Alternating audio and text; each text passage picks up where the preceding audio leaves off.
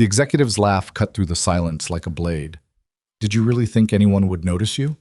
Marcus Hale stepped closer, his Italian loafers silent on the marble floor, his voice dropping to something far more dangerous than a shout. Your furniture, sweetheart, office furniture with a spreadsheet addiction. He snatched the leather ledger from Naomi's hands, the one she had spent 4 months building, page by careful page, and dropped it onto the floor between them like it was trash. Like she was trash. Naomi stood very still. She had learned that stillness a long time ago. Don't react, don't give them the satisfaction, just breathe and survive the next 60 seconds. But her hands were shaking, because that ledger held something Marcus Hale did not yet understand.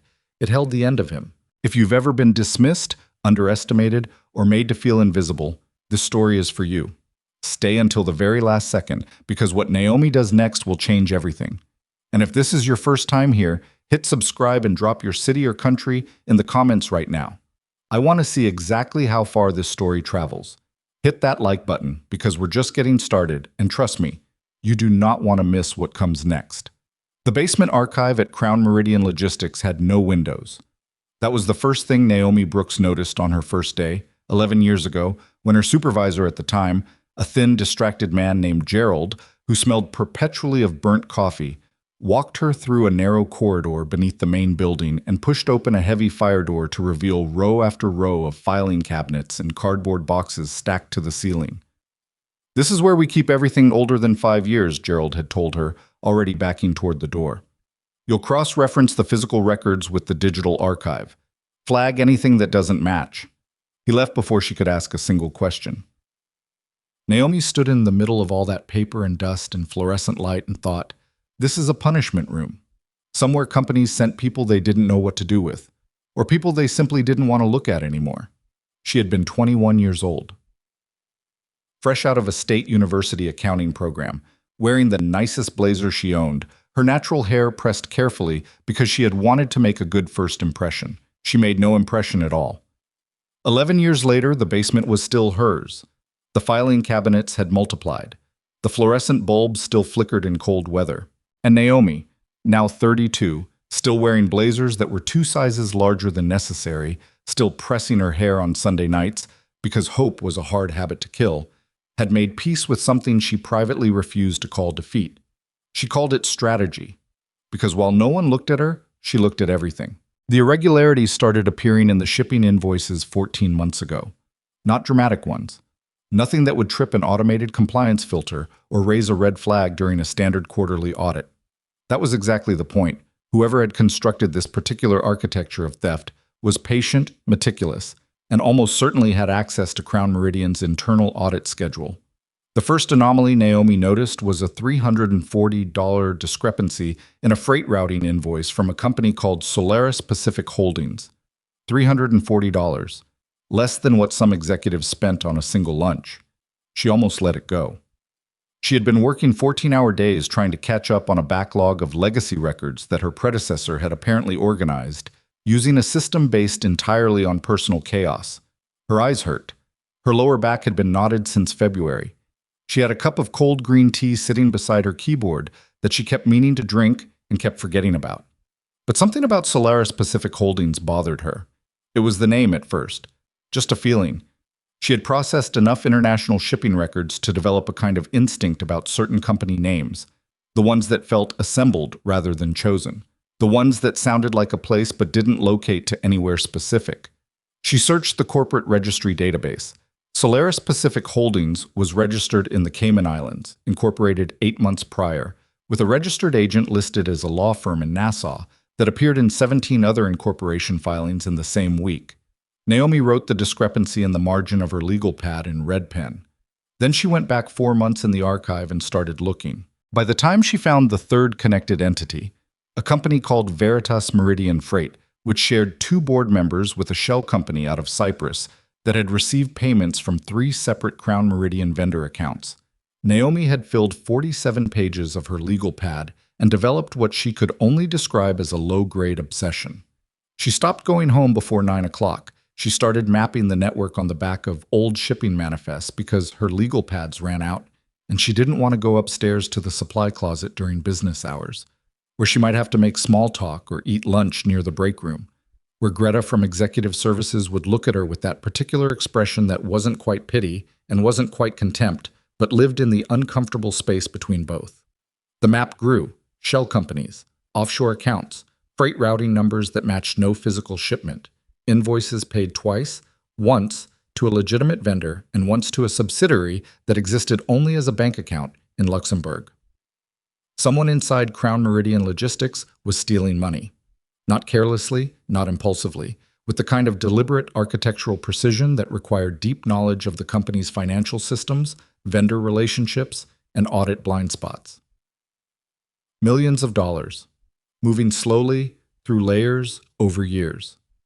Naomi sat in her basement office on a Thursday night in March, surrounded by papers, the fluorescent light buzzing its familiar cold tone above her head, and she looked at what she had built and felt something she almost didn't recognize.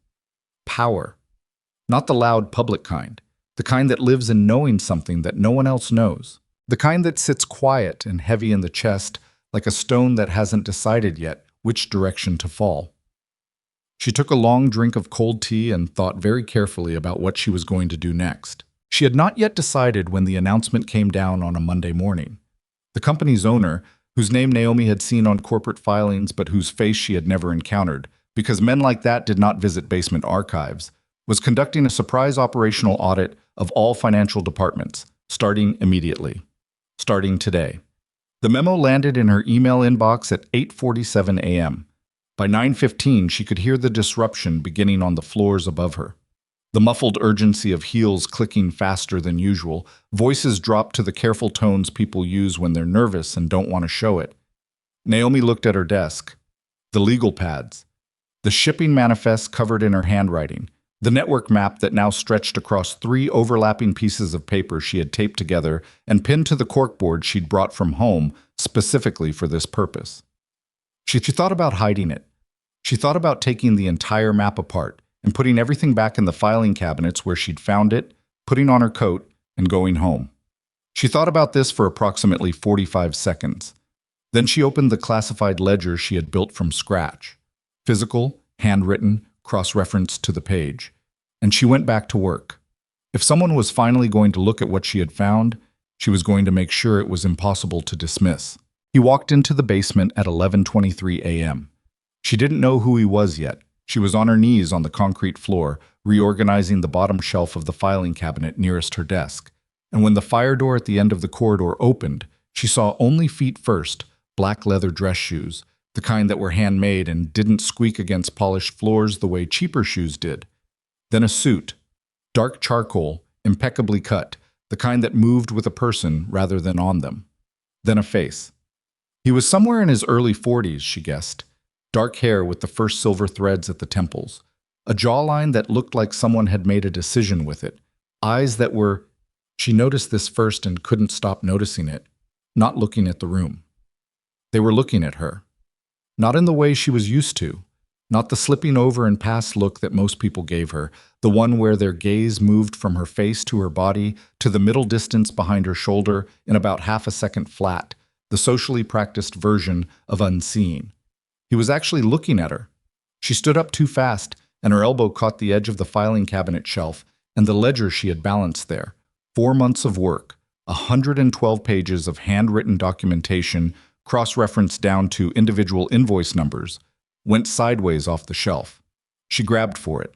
Her sleeve caught on the cabinet handle. There was a sound like a seam giving up.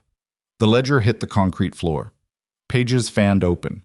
Her carefully constructed network map, the one taped together from shipping manifests, unfolded across the floor between them like something that had been waiting for exactly this moment to make itself known. And her sweater, the oversized beige one she wore specifically because it asked nothing of anyone, split open at the left shoulder seam and stayed there, gaping, exposing the curve of her upper arm and the edge of her collarbone and a body that she had spent the better part of a decade learning how to keep out of sight.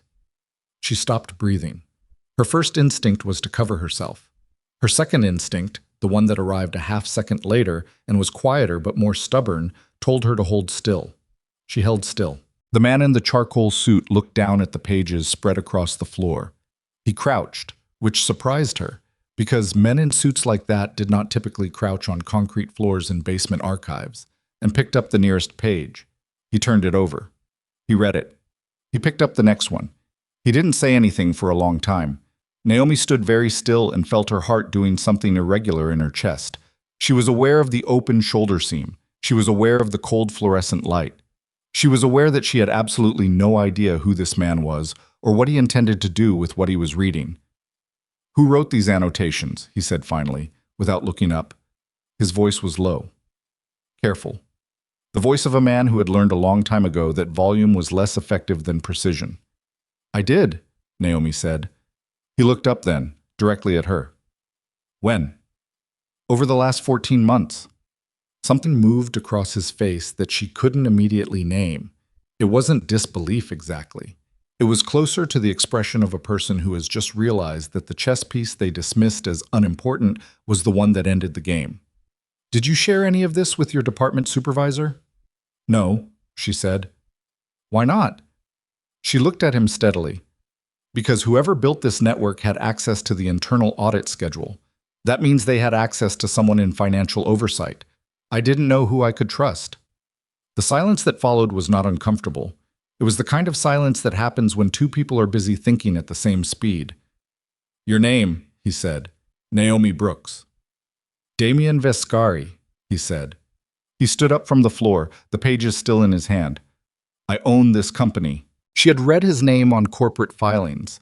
She had matched his signature to wire transfer authorization records. She had seen photographs in financial publications, the kind that ran short, carefully controlled profiles of billionaires who preferred to remain shadows. None of it had prepared her for the particular quality of attention he gave the pages in his hand, the way he moved through the network map with his eyes like he was reading a language he already half spoke. "You need to come upstairs," he said. "My department supervisor. Your department supervisor will be informed of the reassignment." He picked up the network map, the shipping manifests, the tape, all of it, with a care that she had not expected, folding it along her original crease lines like it was something worth preserving. "Bring what you need." "I need all of it," she said. "Every file, every ledger, everything in this cabinet." He didn't blink. "Then we'll send someone for the cabinet." Naomi looked around the basement archive, at the fluorescent lights that still flickered in cold weather, at the boxes of records organized in the system she had built from Gerald's original chaos, at the cold green tea she kept meaning to drink. She picked up her bag. She picked up her red pen. She walked toward the fire door, and Damien Vescari held it open, and she walked through it without looking back. And she did not let herself think about the torn shoulder seam until she was already in the elevator, watching the floor numbers change, moving upward for the first time in 11 years. The executive floor was everything the basement wasn't. Natural light through floor-to-ceiling windows. Pale carpet that absorbed sound. The particular quality of silence that expensive buildings develop when they're built to keep the outside world at a careful distance. The people were different too. They looked up when Damien walked through. They always did. She would learn this about him, that rooms oriented themselves around his presence without being told to. But when they looked at her, trailing slightly behind him with her bag over one shoulder and her torn sweater and her red pen and 14 months of evidence against whoever had been stealing from their employer, she saw what she had seen her whole working life. That look. The half-second glance that decided everything before a word was spoken. A woman near the reception desk, tall, flawlessly assembled, with the kind of blowout that cost more than Naomi's monthly grocery budget, let her gaze move from Naomi's face to her body and then to the torn shoulder seam with an expression of barely concealed pleasure. "Damien," the woman said, her voice warm and directed entirely past Naomi, "the board has been asking about the timeline for the audit." "Cancel my afternoon," Damien said, without breaking stride. "Reschedule the board call to Thursday." The woman's expression flickered. "Of course. And should I—" Her eyes moved to Naomi again. "Should I arrange something for your guest?" "Ms. Brooks is not a guest," Damien said. "Clear the secondary conference room. Have it set up a second workstation." He kept walking. Naomi followed, and she did not look back at the woman near the reception desk, even though she could feel the weight of that gaze like something with physical mass, pressing against her torn shoulder, trying to find the edges of her and define them. She had spent 32 years letting that gaze shrink her. She was done shrinking. The secondary conference room had glass walls on two sides.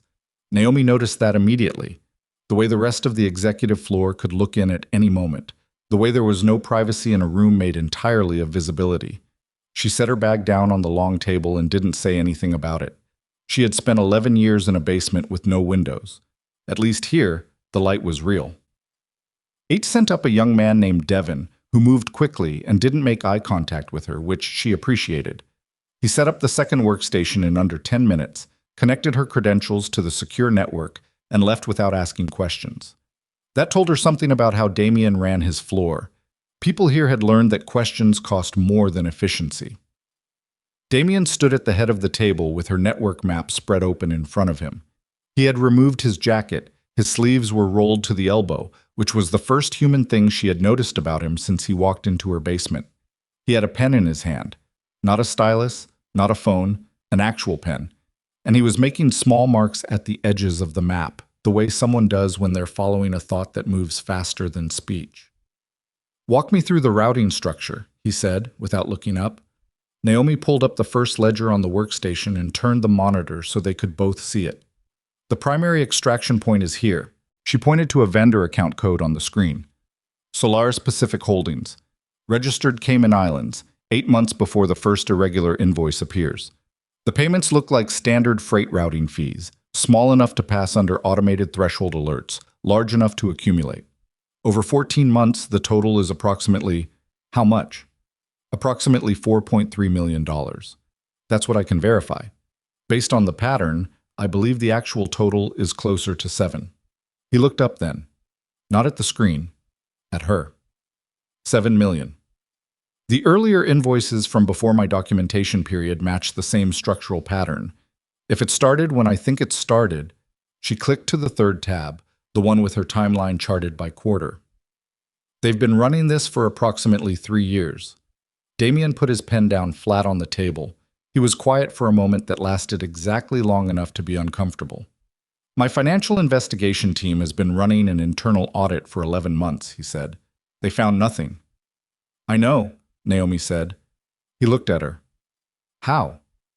"Because the routing was designed around your audit schedule. Whoever built this knew exactly when your internal teams would be looking and structured the transaction timing to fall into the gaps." She pulled up the calendar overlay she had built, audit windows mapped against invoice clusters. "Every significant transfer occurs within a 7 to 12-day window after your quarterly audit closes, not before. After, when scrutiny drops." The room was very quiet. Outside the glass walls, she could see the executive floor moving at its normal pace, people walking between offices, a meeting breaking up near the corner boardroom, Devin from IT carrying a monitor cable somewhere with the expression of a man on a mission. None of them had any idea what was happening in this room. "That kind of timing," Damien said slowly, "requires someone with access to the internal audit calendar." "Yes," Naomi said. "That calendar is restricted, senior financial oversight only." "Yes," she said again. He picked up his pen, set it down again. "You're telling me someone inside my own financial leadership has been stealing from me for 3 years. I'm telling you what the numbers say. You can draw your own conclusions." He looked at her for a long moment. There was something in his expression that was not anger, exactly. Anger was too simple, too hot. This was colder. The kind of cold that comes from a person who has controlled a great deal for a long time and does not enjoy discovering the limits of that control. "I want the full documentation," he said. "Everything, formatted for legal proceedings. I'll need 3 days. You have 2. The first problem arrived at 2:14 p.m. in the form of Marcus Hale. She had seen his name on org charts but never met him in person, which made sense because the chief financial operations director of a company like Crown Meridian had no reason to visit the basement archive. I was the kind of man who organized his life specifically to avoid basements. He was also, she would learn later, the man who had built the network she had just spent 14 months dismantling on paper. She didn't know that yet when he walked into the conference room. What she knew was that he was tall, somewhere in his mid-50s, with the kind of silver-haired confidence that came from decades of being the most financially literate person in any given room. He wore his authority the way some men wore cologne, not consciously, but pervasively, so that you were aware of it before he finished crossing the threshold. He looked at Naomi the way she had been looked at her entire career, past her, through her, around her, everywhere except at her. Damien, he said, his voice carrying the practiced warmth of a man who had spent years being indispensable. I heard you'd come down from New York. You should have called ahead. We could have prepared something proper for the audit review. His gaze moved to the screen, then to the papers spread across the table, then, finally, briefly, dismissively, to Naomi. I don't believe we've met. Naomi Brooks, she said. Junior Forensic Analyst, Archive Division. His expression didn't change. That was the thing she would remember most about Marcus Hale in that moment. That her name, her title, her entire existence registered on his face as precisely nothing, like she had said a word in a language he had never bothered to learn. Marcus. Damien's voice was level. Sit down! Something flickered across Hale's face, not quite alarm, but the precursor to it, the slight recalibration of a man who has walked into a room expecting one temperature and found another. He sat, slowly, with the particular careful movement of someone buying time to read the situation. I've been reviewing some irregularities in the vendor routing accounts, Damien said. He turned the monitor toward Hale. Walk me through the Solaris Pacific Holdings relationship. The silence that followed was approximately 2 seconds long. 2 seconds is not a long time. Unless you have spent 14 months learning to read the architecture of concealment, in which case 2 seconds of silence from a man who should have an immediate answer is a very long time indeed. Solaris Pacific is a regional freight coordinator, Hale said. Standard third-party routing arrangement. They handle some of our Asia-Pacific overflow. They're incorporated in the Cayman Islands, Naomi said, 8 months before their first invoice. Their registered agent filed 17 other incorporations in the same week. They have no operational infrastructure, no employees on record, no physical address beyond a law firm P.O. box in Nassau. Hale turned to look at her. Actually look at her this time. And what she saw in his expression was not the blank dismissal from before. It was something sharper, a recalculation, the look of a man who has just identified an obstacle he didn't see coming. The Archive Division, he said slowly, doesn't typically interface with active vendor accounts. No, she said. It typically interfaces with records going back 5 years, which is exactly how far back the pattern goes. The room was very still. Damien had not moved. He was watching Hale the way a person watches something they've been waiting a long time to see. I'll need to review the full account history before we discuss this further, Hale said. His voice was still controlled, but the warmth was gone. What was left was something professional and careful and precise. Some of these arrangements involve confidential vendor negotiations that the arrangements are documented, Naomi said, including the payment authorizations, senior financial oversight sign-off quarterly. I can pull the signature records if you'd like. Something happened in Marcus Hale's eyes. It was fast. She almost missed it, but she had spent 32 years watching people's faces for the split second before they decided how to perform composure, and she caught it. That brief, involuntary contraction, the flash of something that had nothing to do with professional concern and everything to do with a man who has just understood the specific shape of his problem. He knew exactly what the signature records would show. Damien, Hale said, turning away from her deliberately, like turning a page. I think it would be more appropriate to review this through the standard audit committee process. Bringing in outside personnel without... She's not outside personnel, Damien said. She's been inside this building for 11 years. She found what your audit team spent 11 months missing. He closed the folder in front of him with a flat final sound. You'll make yourself available for a full documentation review starting tomorrow morning. Bring everything related to vendor authorization for the past 4 years. Hale stood, slowly, again. His jaw was set in a way that she recognized. The specific tension of a man who is very angry and very afraid and cannot afford to show either. Of course, he said. He left without looking at her again. The trouble started 20 minutes later. She was alone in the conference room. Damien had stepped out to take a call, leaving her with the workstation and a legal pad, and the particular restless energy that came from knowing she was about 3 layers deep into something that was no longer just a financial puzzle. When the door opened and the woman from reception walked in without knocking. Up close, she was even more precisely assembled.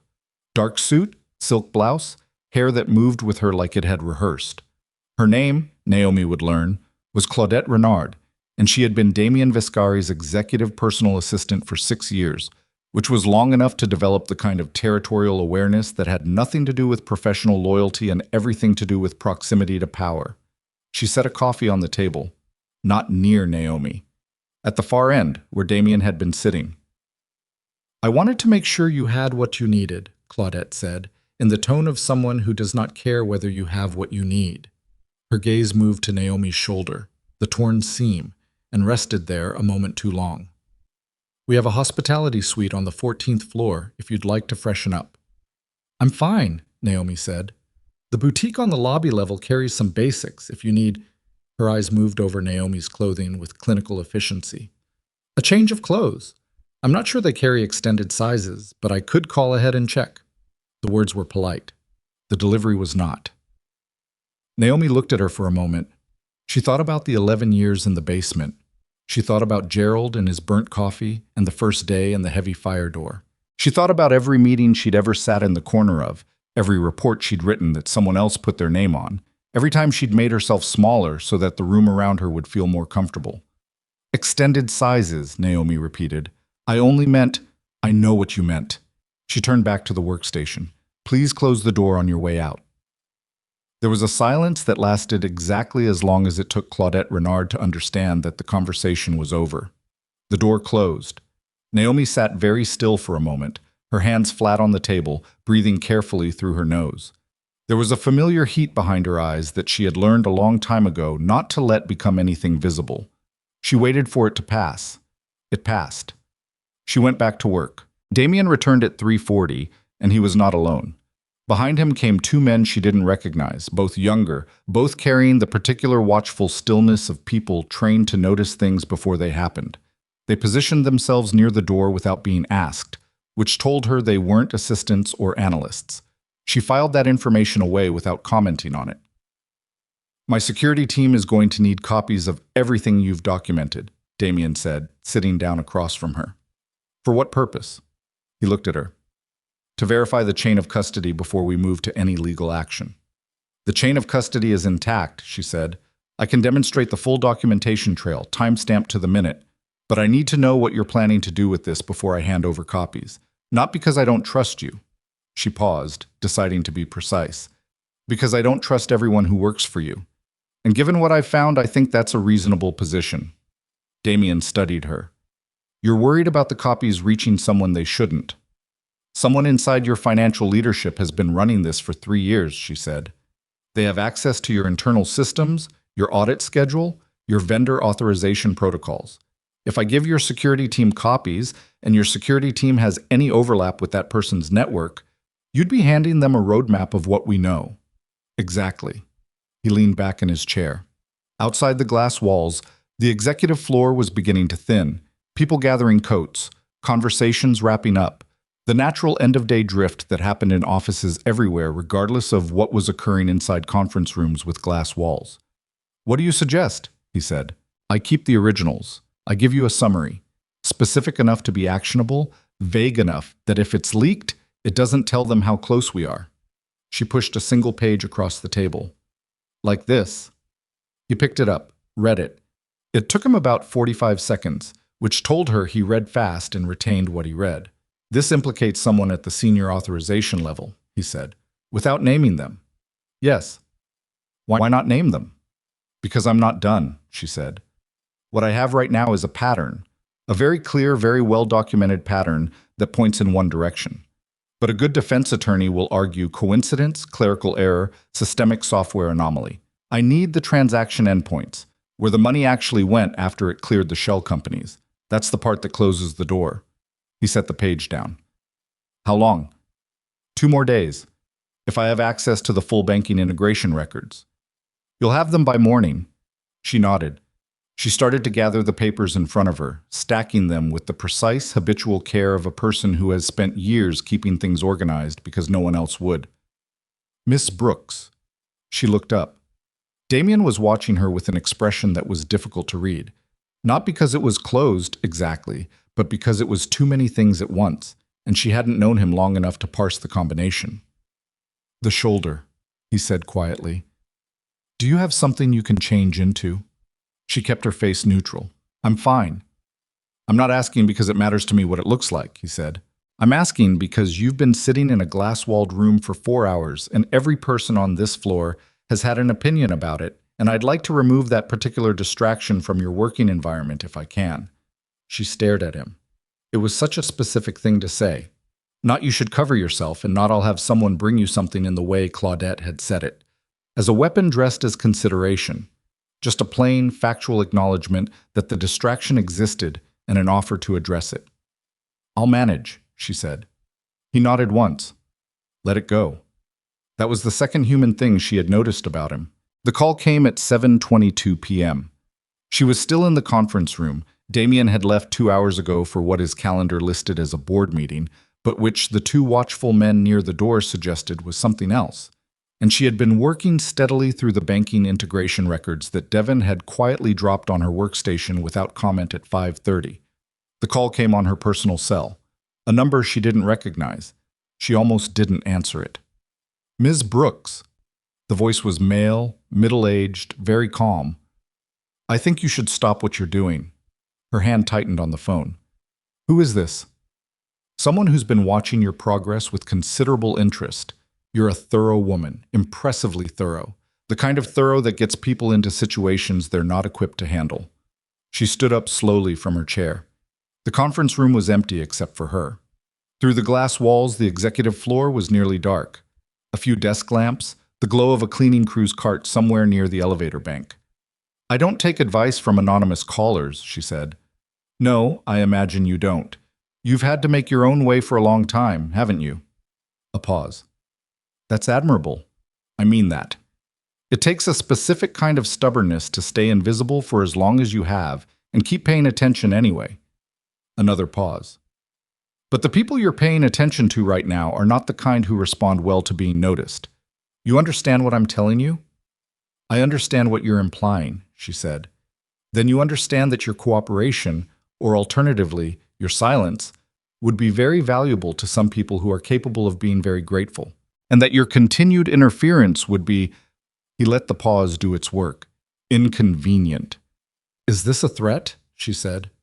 This is a courtesy call, he said, from someone who would genuinely prefer not to see a woman with your capabilities come to any harm.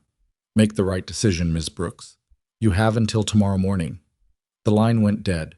Naomi stood in the dark conference room for a long moment, her phone still pressed to her ear, the silence of the empty floor pressing in around the glass walls. Her heart was doing that thing again, the irregular thing, the thing that happened when the situation had moved past the edges of what she'd prepared for. She had found fraud, that she knew how to handle, that lived in numbers, in patterns, in the clean architecture of financial documentation. This was something else. She set her phone down on the table.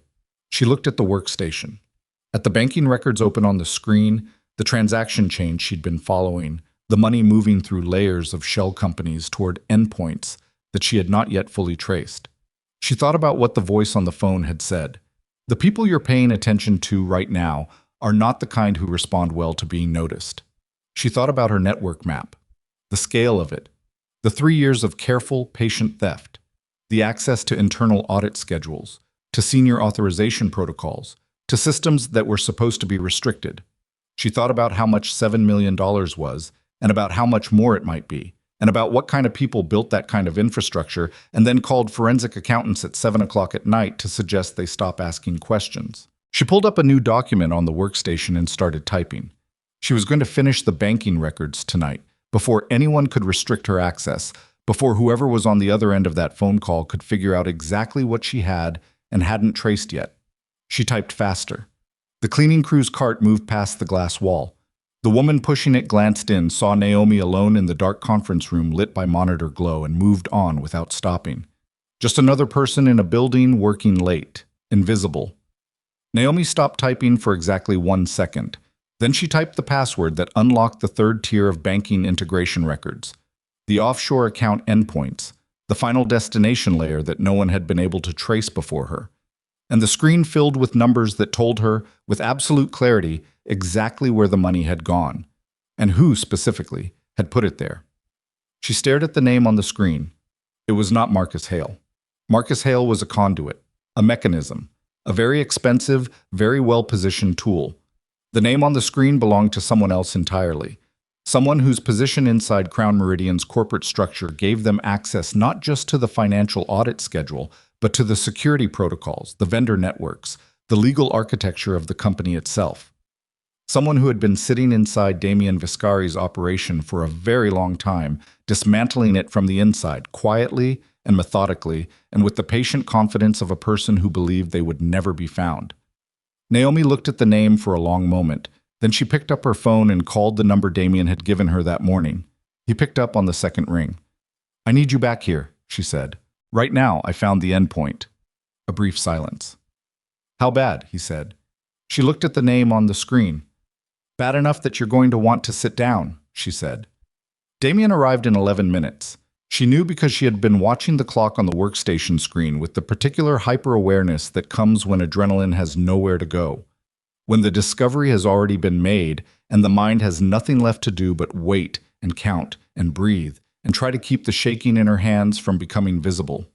He came through the conference room door still wearing his coat, which meant he had come directly from wherever the two watchful men had taken him without stopping.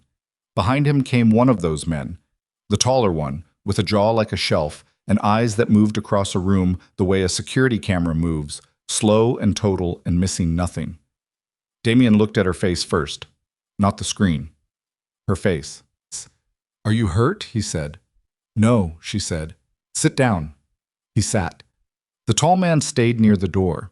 Naomi turned the monitor so Damien could see it clearly and pointed to the name at the center of the endpoint documentation. The silence that followed was the longest she had experienced in that room. "Victor Crane," Damien said.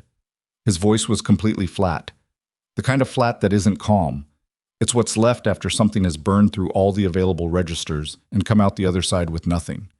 "Your chief legal counsel," Naomi said. "He's been the account signatory on 3 of the 6 shell company endpoints. The authorization trails go through Hale, but the terminal access, the accounts where the money actually rests, those require a second-tier legal authorization signature. A fail-safe, your own compliance team built into the offshore protocols to prevent single-point fraud." She pulled up the side-by-side documentation. The fail-safe worked. It just flagged the wrong direction. The authorization signature on all 6 terminal accounts is Crane's.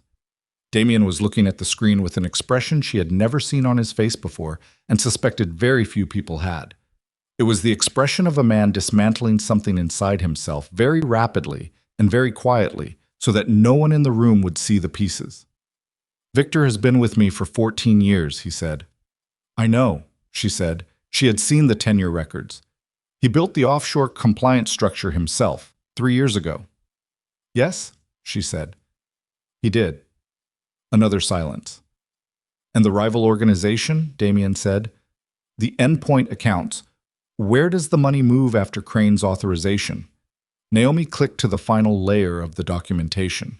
A series of receiving accounts, stripped of identifiable names but traceable through the banking institution codes to a parent holding structure registered in Monaco. "I need another 12 hours to confirm the corporate registry link," she said. "But the institution codes match a financial structure associated with the Carrera network." Damien went very still. The tall man near the door shifted his weight slightly, which was the first time he had moved since entering the room. "You're certain," Damien said. "Certain enough to tell you at 10 o'clock at night," Naomi said. "I don't make calls like this on guesses." He stood up. He walked to the window. The real window. The one on the exterior wall of the conference room that looked out over the city rather than into the executive floor. And he stood there with his hands in his coat pockets and his back to her for approximately 30 seconds. She let him have those 30 seconds. She had learned that some information needed a moment of space before it could be handled, and this qualified. When he turned around, his face had reorganized itself into something controlled and precise and almost frightening in its steadiness.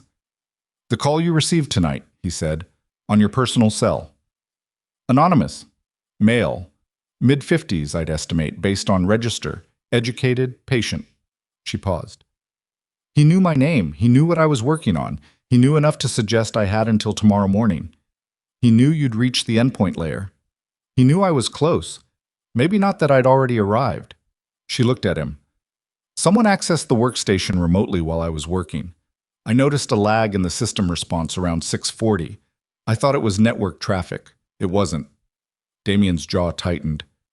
They were watching what you pulled. Watching what I pulled and deciding how worried to be. She closed the endpoint documentation on the screen and opened a different file. The failsafe she had been quietly building since 6 p.m., the secondary copy of everything, encrypted, uploaded to an external server through a personal connection on her phone rather than the Crown Meridian network. Which is why I've already moved the full documentation to a location that isn't on your servers. He looked at her for a moment. You didn't trust my network, he said. I didn't trust your network at 6:40, she said. I trust it less now. Something moved across his face that might, in another context, have been respect. He pulled out his phone and typed a short message, rapid, without looking up. The tall man's phone vibrated. The tall man looked at his screen and left the room quietly. We need to move you, Damien said, tonight. I need 2 more hours to complete the Monaco registry link. Naomi. It was the first time he'd used her first name without the formal prefix. She noticed it. She also noticed that he used it the way someone uses a word when they want to make sure the other person understands this is not a negotiation. 2 hours, she said. I'll work faster than I've ever worked. But if I leave this building without finishing the Monaco link, we have enough to build a case around Hale and potentially implicate Crane on the authorization signatures. But we don't have enough to prove the Carrera connection, which means whoever is running their financial operation walks away clean and rebuilds the whole structure somewhere else in 6 months. She held his gaze. 2 hours. He looked at her for a long moment. 90 minutes, he said. Then we leave regardless of where you are in the documentation. She was already typing. The tall man, whose name she learned was Reyes, came back at 10:47 with a woman Naomi had never seen before, who set a paper bag on the table near Naomi's workstation without comment, and left just as quietly. Inside the bag was a toasted sandwich, still warm, and a coffee, and a folded black cardigan that was exactly the right size and still had the tags attached. Naomi looked at the cardigan for a moment. She looked at Damien, who was on the phone near the window, his back to her, speaking in a low voice she couldn't make out. She put on the cardigan. It was soft and it fit, and she didn't examine the feeling it produced because she didn't have time for feelings right now. She ate half the sandwich without tasting it and drank the coffee too fast and kept working. At 11:53, she found the Monaco registry link. The Carrera Network's financial holding structure was registered under a series of numbered companies, which was standard obfuscation. The kind that took time to unpack because each numbered company led to another numbered company, and you had to follow the chain until you hit something with an actual human name attached to it. She had seen this structure before in academic fraud cases, much smaller scale, the same basic architecture. She followed the chain. At the 4th level, the numbered company resolved to a named beneficial owner. The name was not anyone she recognized. It was a woman's name, Alara Carrera Voss, which made her pause because every piece of documentation she had reviewed in the past 14 months had been structured around the assumption that the Carrera Network's financial decision-making was entirely male. The federal reports she'd cross-referenced, the industry intelligence summaries Devon had quietly dropped on the workstation alongside the banking records. All of it pointed to a patriarchal hierarchy. She typed the name into the corporate registry search. The results took 4 seconds to load. What they showed her was not a financial officer, not a shell director, not a nominee name placed on a registration form by a law firm. Alara Carrera Voss was the registered beneficial owner of 47 companies across 9 jurisdictions. She sat on the boards of 3 legitimate financial institutions. She had a public profile, sparse, carefully curated, but present, as a Monaco-based private equity strategist.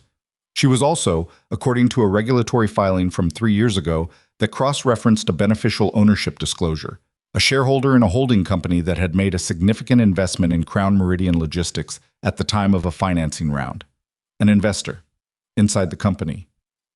Naomi stared at the screen and felt the specific, nauseating sensation of a puzzle revealing itself to be a different shape than you thought you were solving. Damien, she said. He was off the phone. He crossed the room and looked at the screen. She watched his face. She watched it do the same thing it had done when she showed him Victor Crane's name, that rapid internal dismantling, controlled and terrible. And then she watched it do something else, something she hadn't seen before. a quality of stillness that was not calm. She was part of the financing round, he said, 3 years ago, 18 million in through a holding structure that traces back to her. She's been inside the ownership layer since before Crane built the offshore compliance structure. Naomi paused. Damien, she didn't infiltrate your company. She invested in it. From the beginning, she was building access to the financial architecture from the inside. He said nothing. Victor Crane didn't get recruited by the Carrera network, Naomi said. I think he came with the investment. I think Ilara Carrera Voss bought into Crown Meridian specifically to plant him. The silence was absolute. Outside the window, the city continued doing what cities do at midnight, moving, lit, indifferent. 14 years, Damien said quietly. Victor has been with me for 14 years. The investment was 3 years ago, she said, which means for 11 years he was legitimately yours. Something changed 3 years ago. Either the offer got big enough, or the leverage did. Or both, Damien said. He straightened. He looked at Reyes, who had come back into the room at some point during this without Naomi noticing. Something passed between the two men. Not words, just the particular communication of people who have worked together long enough that language is redundant. Reyes left again. We're leaving now, Damien said to Naomi. The documentation. Save it to your external server and close the workstation. His voice had changed. Not louder, not harder. Something more fundamental. The quality of a man who has shifted from one mode of operation to another, and the new mode was not the boardroom. Everything on the Crown Meridian network gets wiped remotely in the next 4 minutes. If Crane or anyone connected to him has been monitoring your access, I don't want them to know what you finished tonight. She saved the files. She closed the workstation. She put the rest of the sandwich back in the bag automatically, then left it on the table because it seemed absurd to carry a sandwich into whatever was about to happen. She picked up her bag and her red pen and followed Damien out of the conference room, through the dark executive floor, toward the elevator bank at the far end. They didn't go to the lobby. The elevator went down, past the basement level she knew, to a sub-level she didn't, and opened into a parking structure that smelled of concrete and motor oil and the particular cold that underground spaces hold regardless of the season above them. 2 black vehicles were waiting, engines running. Reyes was at the wheel of the first one. Damien opened the rear door of the second vehicle and looked at her.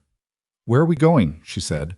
Somewhere that isn't connected to anything Crane or the Carrera network knows about, he said. She got in. The door closed. The vehicle moved. The safe house, she didn't know what else to call it, was a townhouse in a neighborhood that was neither the financial district nor the kind of area associated with billionaire logistics executives. It was residential, quiet. The kind of block where people had small gardens and recycling bins out front and motion sensor lights that came on when a strange car pulled up. Inside, it was spare and functional. A kitchen, a sitting room, 3 doors leading to other rooms. 2 men she hadn't seen before, both with the same watchful quality as Reyes, both nodding at Damien as he came through the door and then making themselves scarce. Naomi set her bag down on the kitchen table and sat in the nearest chair because her legs had decided that was enough standing for one day. She had been awake for 19 hours. Her eyes felt like something was pressing on them from the inside. Damien sat across from her. He had taken his coat off at some point. He looked, for the first time since she'd met him, like a person who was tired. Tell me what you're thinking, he said. I'm thinking, she said carefully, that when I found a 340 discrepancy in a freight routing invoice 14 months ago, I had no idea it would end here. Here being?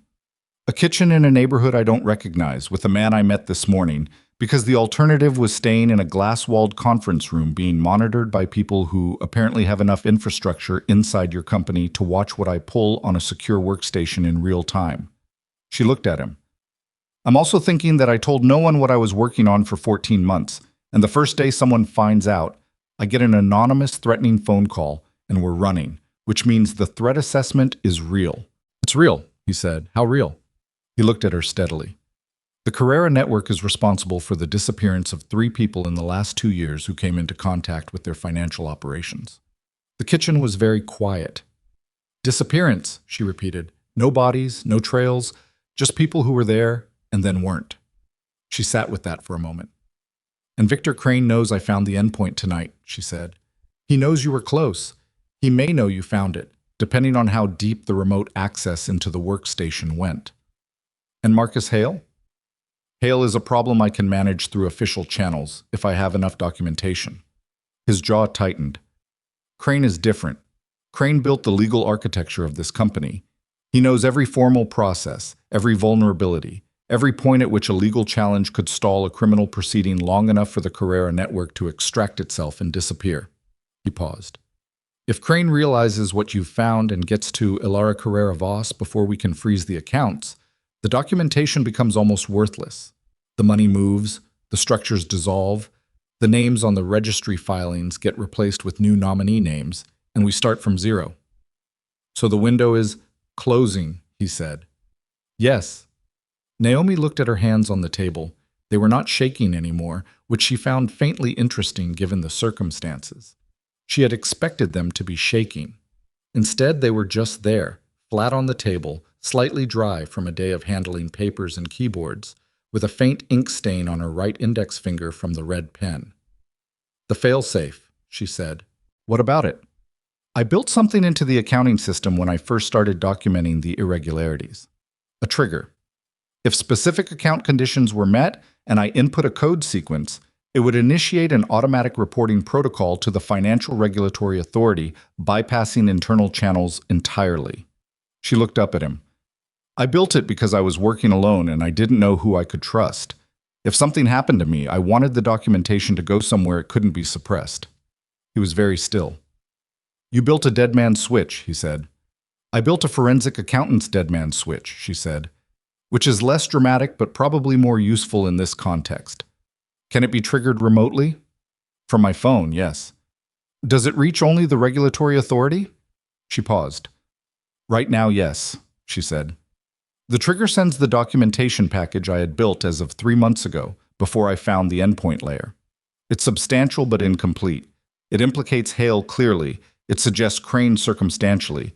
It doesn't touch the Carrera network at all. Damien nodded slowly. But if I updated the package with tonight's documentation, she continued, and expanded the trigger recipient list to include federal financial crime authorities and 3 specific regulatory agencies with cross-border jurisdiction, it becomes nuclear, he said.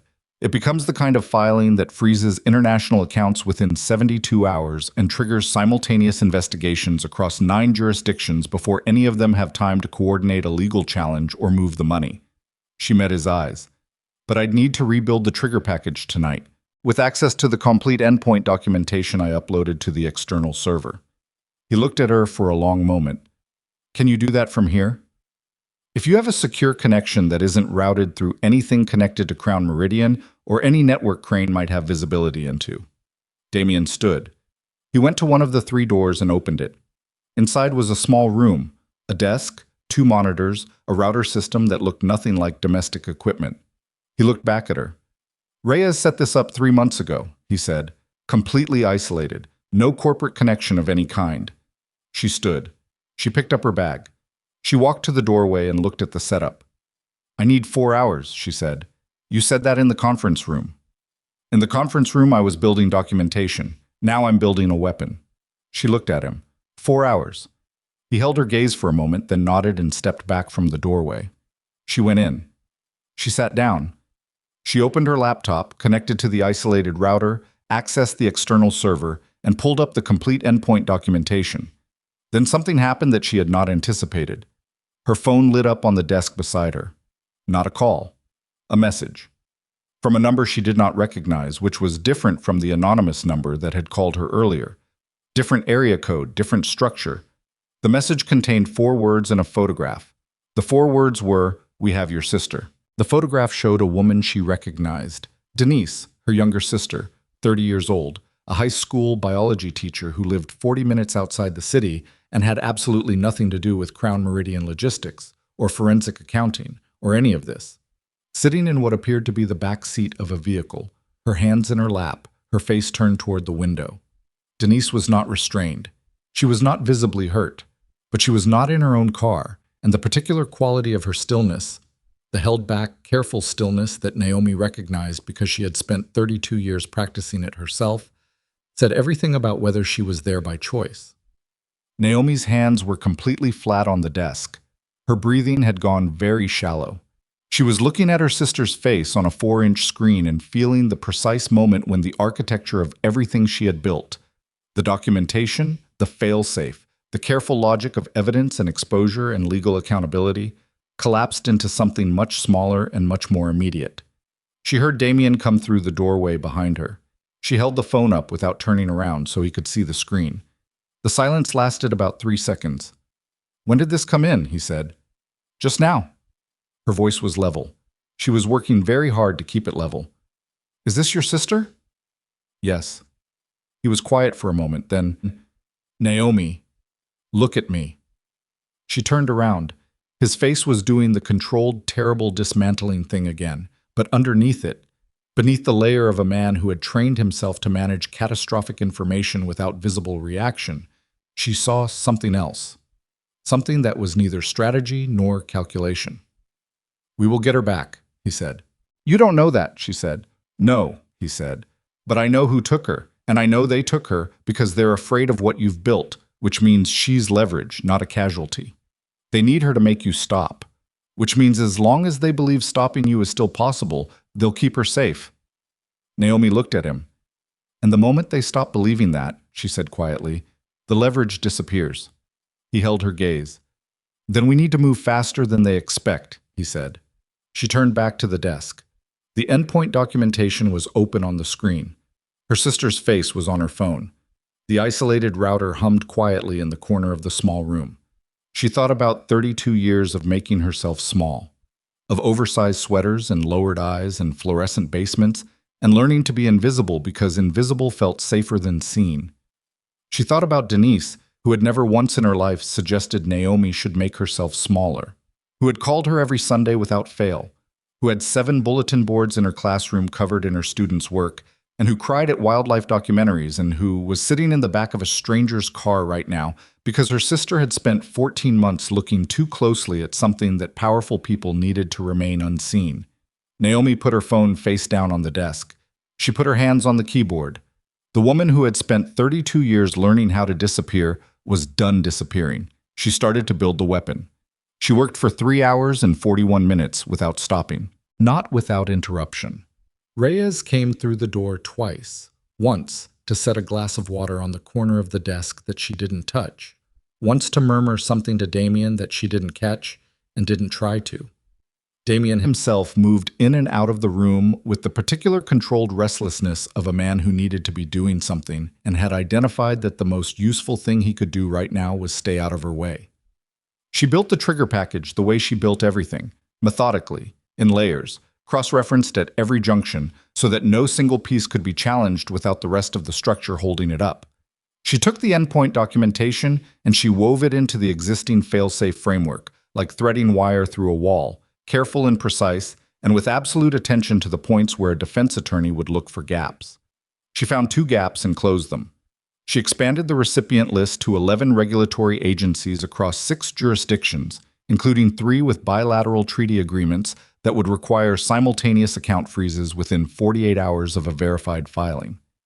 She wrote a 60-page summary document, concise by her standards, structured for prosecutors rather than accountants, that laid out the entire network from the first 340 Solaris Pacific discrepancy to the Alara Carrera Voss beneficial ownership filing to Victor Crane's terminal authorization signatures, with every connection mapped and every evidentiary link annotated. At 4:17 a.m., she sat back in the chair and looked at what she had built. It was, without question, the most complete and devastating piece of forensic documentation she had ever produced. It would end careers. It would freeze fortunes. It would trigger investigations that would run for years. And her sister was still in the back of a stranger's car. She picked up her phone. The message with the photograph was still there. She stared at it for a moment, then opened a new message to the unknown number and typed, "Proof of life. Now. Or everything I have goes live in the next 10 minutes." She showed the screen to Damien, who had come to stand in the doorway. He read it, nodded once. She sent it.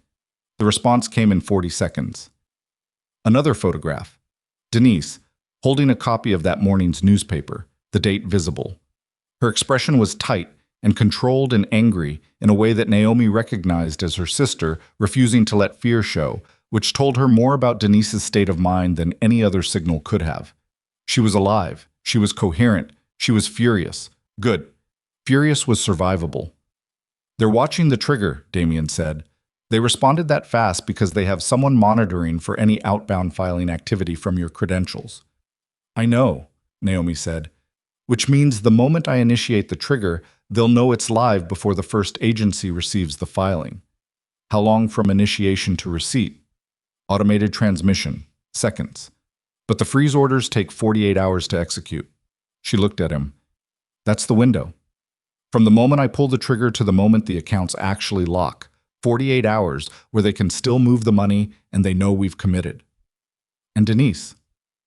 48 hours where she's the only thing standing between them and the decision that she's no longer useful.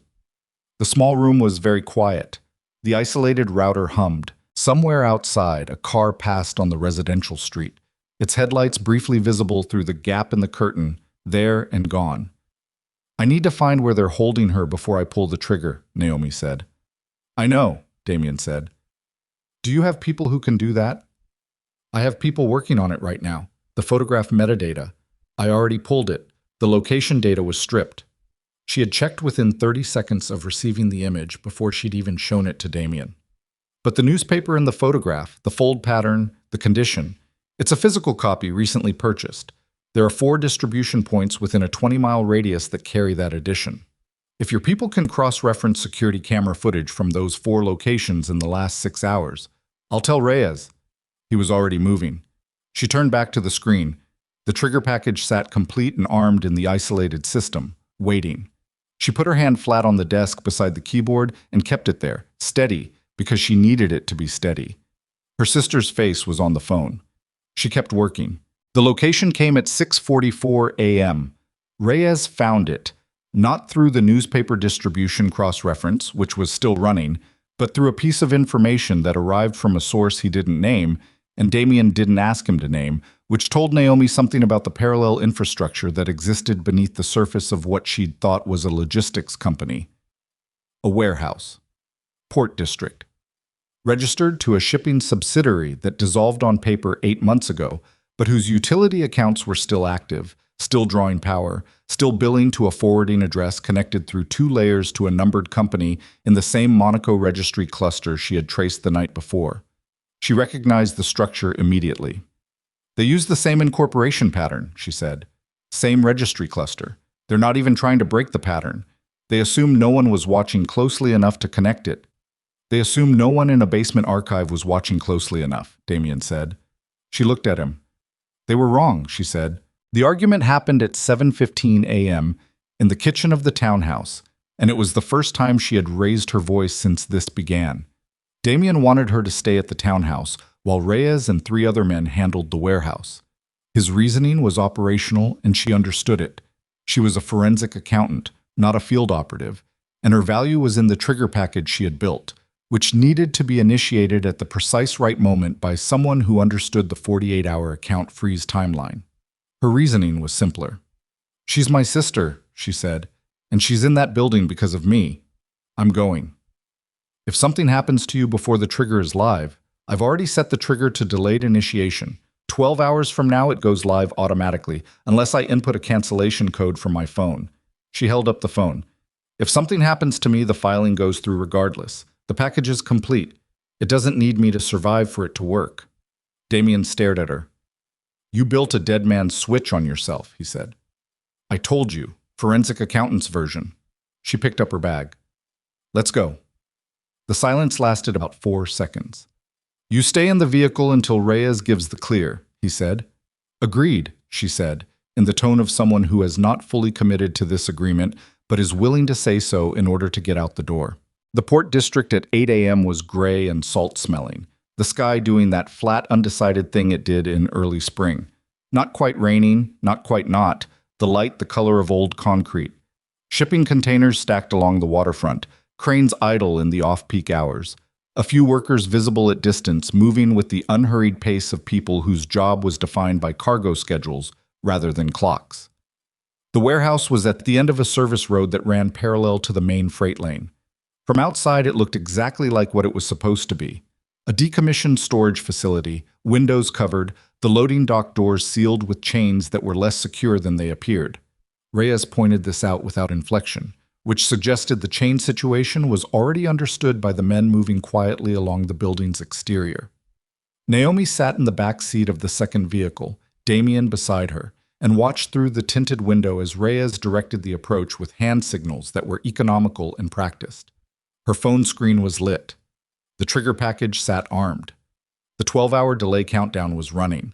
Her knee was shaking. She pressed her hand against it, and it stopped. "Thermal reads 4 people inside," Damien said, looking at a device in his hand that she had not seen before and chose not to ask about. 1 isolated in the northeast corner, 3 clustered near the main loading area. "Denise is in the northeast corner," she said. "Most likely." The 3 near the loading area. 2 guards, one who hasn't moved in the last 10 minutes, and one who moves differently from the other 2. She looked at him. "Crane." "Possible." His jaw tightened. If Crane came personally, it means they're not treating this as a routine containment operation. He wants to manage the outcome himself. The implication settled over her like cold water. "He wants to be there when they get confirmation that the trigger is dead," she said. "Yes." "Which means he's planning to contact me from that location. A direct offer. Stop the filing, destroy the documentation, and Denise comes home." "Or," Damien said quietly, "he's planning to use your sister's presence to ensure your cooperation without making an offer at all." She looked at the phone in her hand. Then she made a decision that she had not discussed with Damien, and that she was fairly confident he would not approve of, and that she made anyway because she was the one who had spent 14 months building this, and she was the one whose sister was in that building, and she was the one who understood exactly how much leverage the trigger package gave her. She called the number that had sent her sister's photograph. It rang twice. Victor Crane answered. His voice was exactly as she had imagined it from the corporate filings. Measured, smooth, the voice of a man who had spent 14 years being the most authoritative legal presence in any room he entered. "Ms. Brooks, I was wondering how long before you called. Where's my sister?" "Safe, completely unharmed. I want you to know that this was never intended to be a situation involving physical harm to anyone." "You put a woman in the back of a car without her consent," Naomi said. "Define harm however you'd like." A brief pause. "Fair point. I apologize for the methodology. It was not my preferred approach."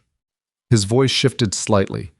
The practiced warmth of a lawyer who has learned to humanize himself during difficult negotiations. "I think we're both intelligent enough to have a direct conversation, Ms. Brooks. You've built something impressive. The documentation you've assembled over the past 14 months is frankly extraordinary. I want you to know that I mean that sincerely. I don't need your professional admiration, Mr. Crane. No, you need your sister, and I need that trigger package to not reach 11 regulatory agencies." A pause. "Those 2 things are not incompatible." Damien had gone very still beside her. He was watching her face and not the phone, which told her he trusted her to handle the conversation more than he trusted himself to control his response to it. "You want me to kill the trigger?" she said. "I want you to make a rational decision based on what you can actually control," Crane said. "You're a smart woman. You understand the limits of what documentation can accomplish against people with the legal and financial resources to challenge it indefinitely. What you've built will cause disruption, real disruption. I won't insult you by suggesting otherwise. But disruption isn't destruction. The accounts you're trying to freeze exist within legal structures that have been designed specifically to survive regulatory challenge. It will take years. Your sister goes home today. Those seem like different outcomes." "You're telling me the filing won't work," she said. "I'm telling you the filing will start a very long, very expensive process with an uncertain outcome, and the cost of starting that process is your sister's immediate safety and your own." She looked through the tinted window at the warehouse, at the sealed loading dock doors, at the chain that Reyes had already identified as less secure than it appeared, at the gray morning light on the concrete service road. "Let me think about it," she said. "Of course. You have— I'll call you back in 10 minutes, she said, and ended the call. She looked at Damien. "He's stalling," she said. "He's been monitoring my credentials. He knows the trigger is set to delayed initiation. He's trying to talk me into giving him the cancellation code before Reyes gets inside that building. Or he's giving his people time to move Denise to a second location," Damien said. Her stomach dropped. How long does Reyes need? Damien spoke into the earpiece she hadn't noticed him put in. Listened. 7 minutes for a clean entry. Less if clean isn't the priority. Clean is the priority, she said immediately. Denise is in there. 7 minutes. She looked at the phone, at the countdown on the trigger package screen. I'll keep Crane on the line. If he thinks I'm considering his offer, he'll hold the current position. He'll know you're stalling. He'll know we're both stalling. That's fine. We're stalling for different things. She dialed the number back. It rang once. That was fast, Crane said. I have questions, she said, about the legal challenge timeline. If I'm making a decision of this magnitude, I need specifics. The shift in his voice was subtle but real. The slight increase in engagement of a man who believes the other person is beginning to negotiate seriously. Of course. What specifically? The Monaco accounts. The Carrera Voss structure. Are those currently in a position to survive a 48-hour freeze order? A pause. Where did you get that name? The beneficial ownership filing. 4th level of the numbered company chain. She kept her voice academic, like she was discussing a case study rather than a live operation. I'm asking because if the freeze goes through and those accounts survive the challenge, the Carrera network loses nothing operational. If they don't survive the challenge, we're talking about a different calculus entirely. I want to understand what I'm actually giving up. The pause this time was longer. In the silence, through the window, she saw Reyes disappear around the far corner of the warehouse. You've traced the Monaco registry, Crane said slowly. I traced everything, she said. That's what I do. Another pause. She could hear him breathing, carefully, the particular controlled breath of a man doing rapid internal calculation. Ms. Brooks, he said, and his voice was different now. The warmth was gone.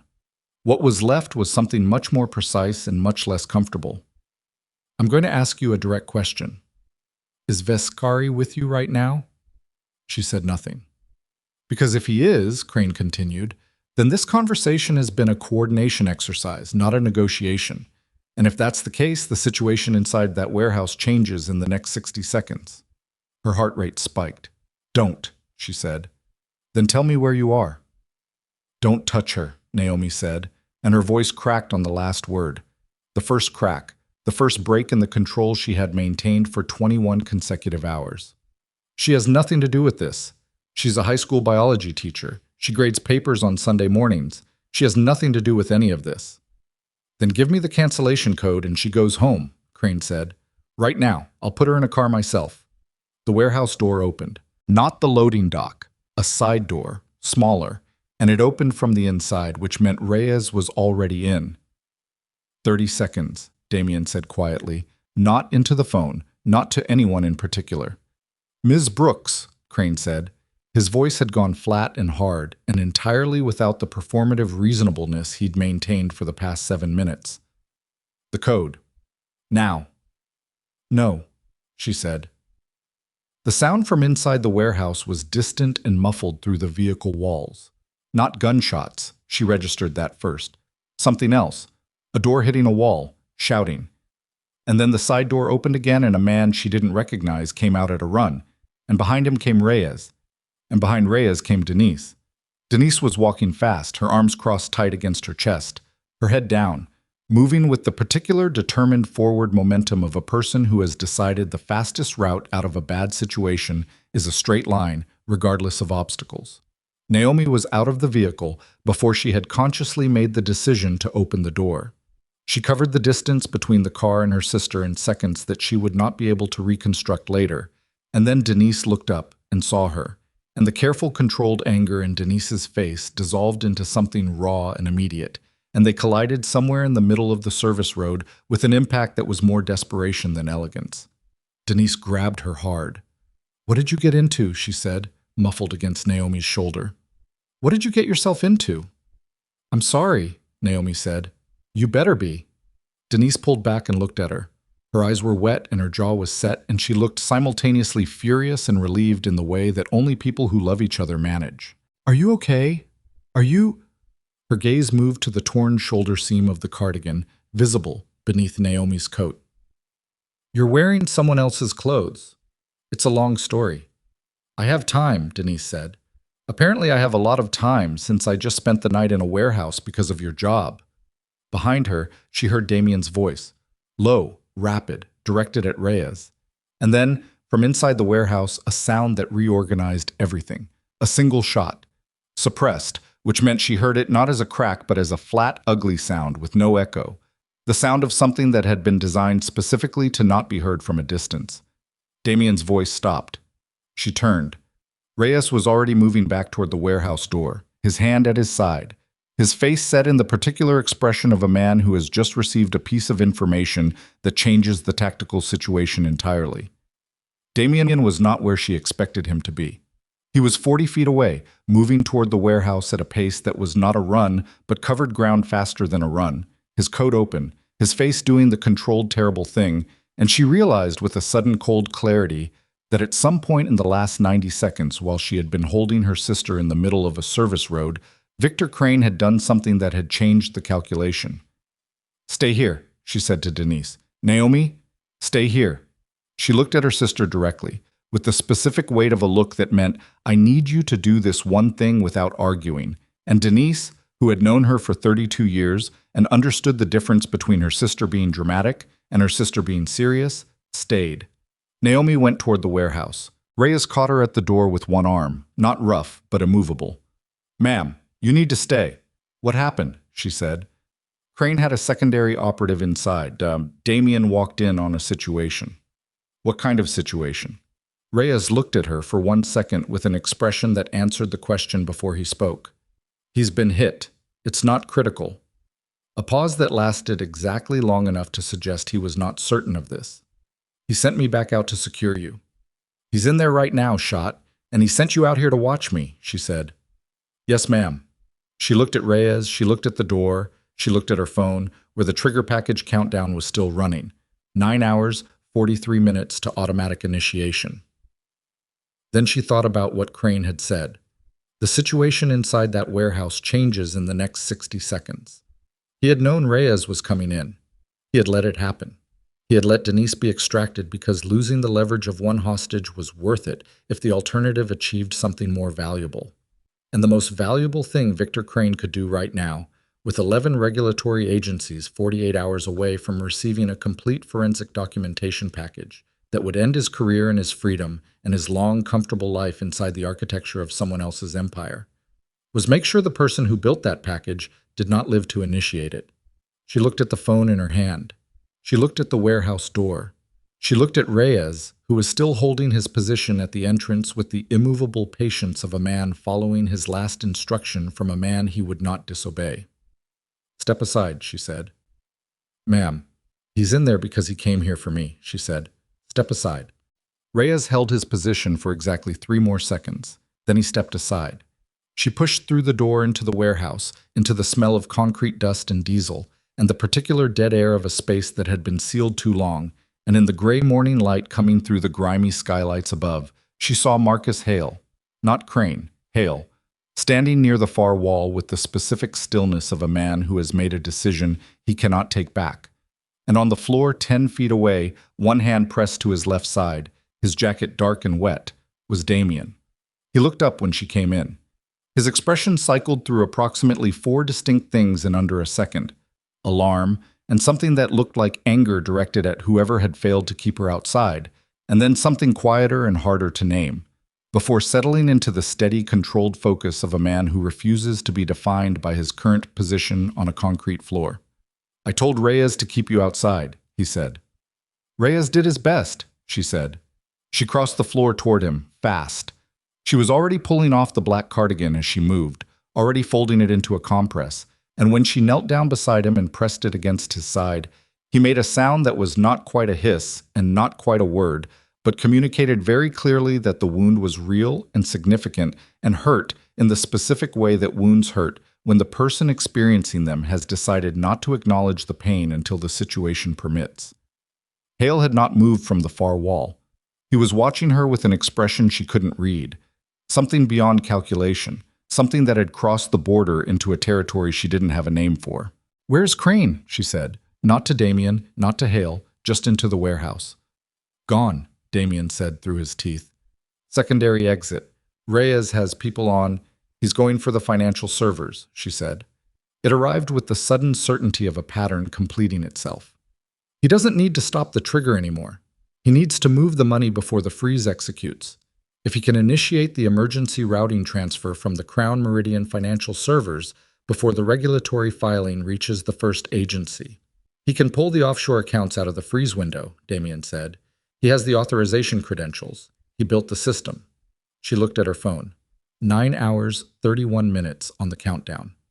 The trigger goes live in 9 hours. The accounts freeze 48 hours after that. But if he initiates an emergency routing transfer in the next... She was calculating, rapid, the numbers moving in her head the way they always moved, clean and certain. 6 hours, he can move everything before the freeze order reaches the terminal accounts. The regulatory agencies will receive the filing, the freeze order will execute, and it will land on empty accounts. She looked at Damien. His face was gray at the edges in a way that frightened her, but his eyes were clear. "The failsafe," he said. "Yes," she said. "Can you stop him from the servers remotely?" "Not stop him, but I can change the destination." She was already standing, already moving toward the wall where she had seen an electrical panel on the way in. Old, heavy-duty industrial, the kind that warehouses in the port district ran on. The emergency routing protocol routes the funds to a designated safe account. If I can access the Crown Meridian financial system and change the destination account before Crane initiates the transfer, he'll route the money straight into our hands, Damien said. Into hands that freeze on contact with the regulatory filing, she said, which means it doesn't matter where he routes it. The moment it moves, it becomes evidence. Traceable, documented, legally actionable evidence of exactly the kind the filing describes. She found what she needed at the electrical panel, an industrial Ethernet connection, ancient but live, running on the Port District's independent utility network. She pulled a cable from her bag. She had packed it the previous morning in the basement archive without knowing why, with the automatic instinct of a person who believed in being connected to things.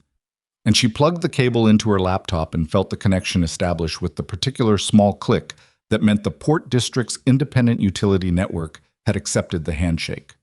The Crown Meridian financial system loaded in 11 seconds. She had her credentials. She had the system architecture memorized down to the third sublevel because she had spent 11 years in its basement and 14 months inside its most hidden financial channels.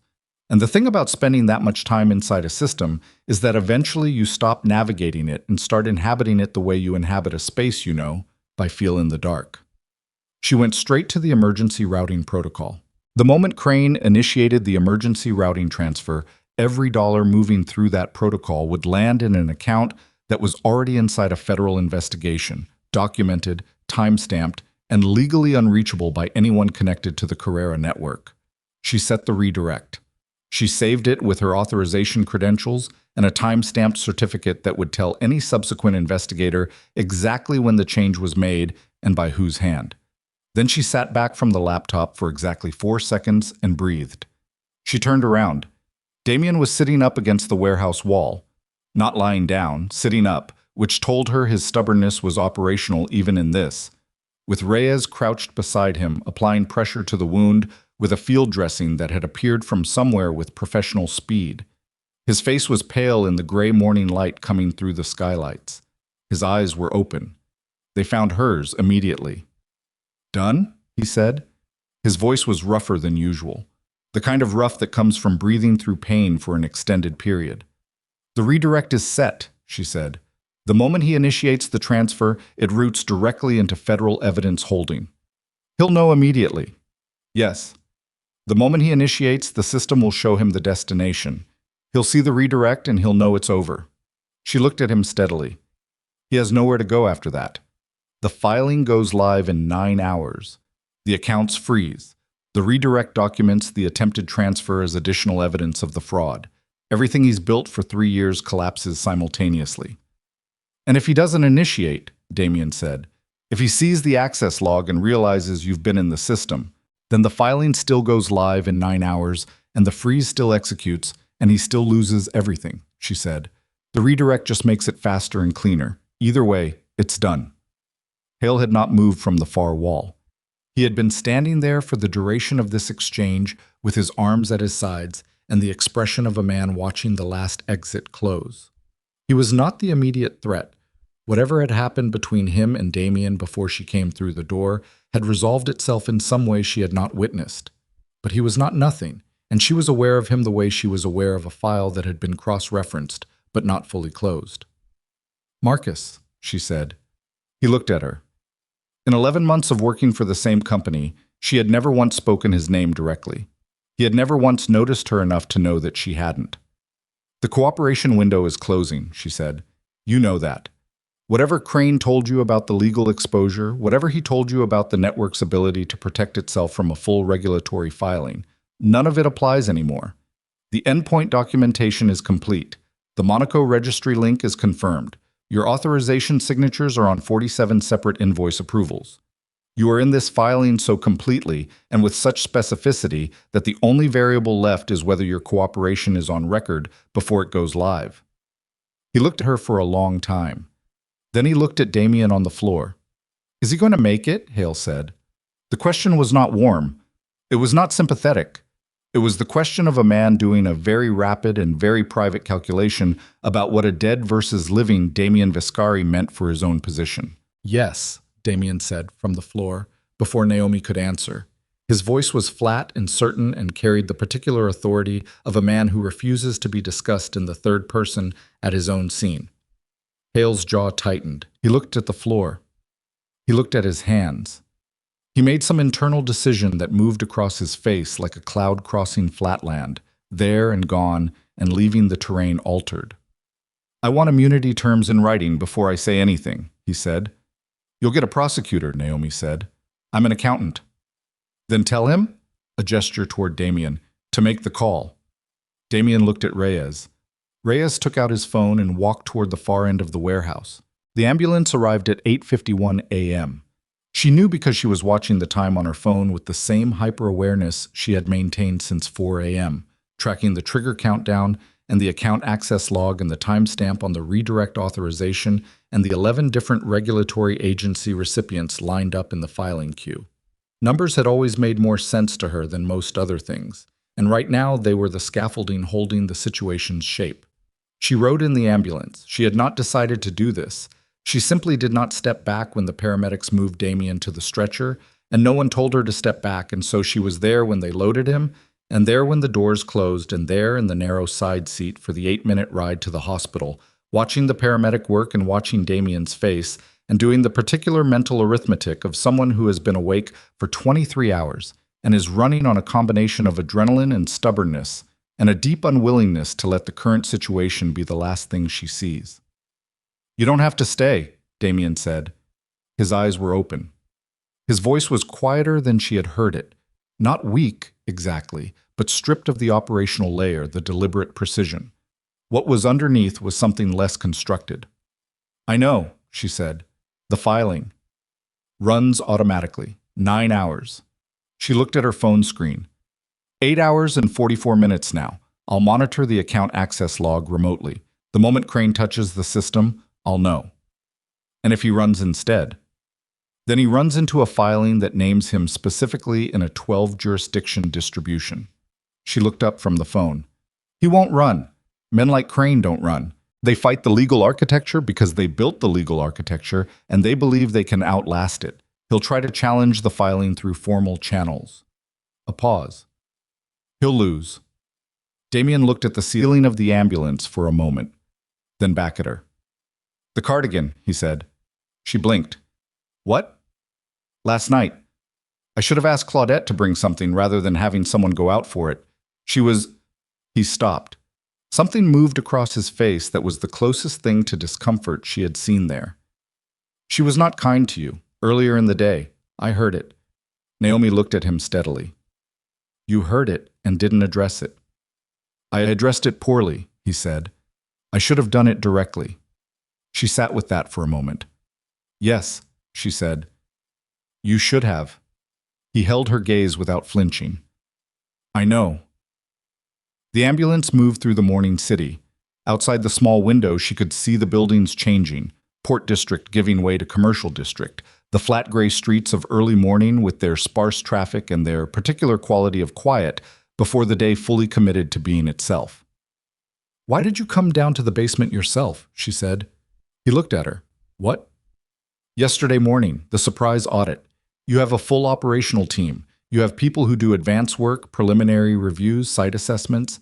You wouldn't normally walk into a basement archive on the first day of a surprise audit.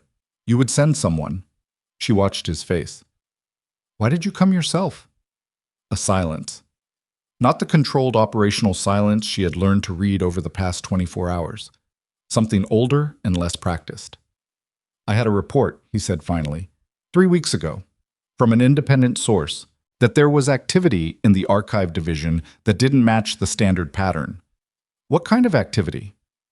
"Document requests, cross-referencing patterns, someone pulling vendor records from 5 different filing periods simultaneously in a sequence that suggested they were building something." His jaw moved. "My source didn't know what, but the pattern was flagged because it matched the kind of data assembly behavior you see when someone is building a legal case." "You thought someone in your archive was building a case against you," she said. "I thought it was possible." He looked at the ceiling. "I came myself because I wanted to assess the person before they knew they were being assessed. I've learned," a pause, "that you learn more about what people are doing when you watch them work than when you question them." She thought about what she must have looked like to him.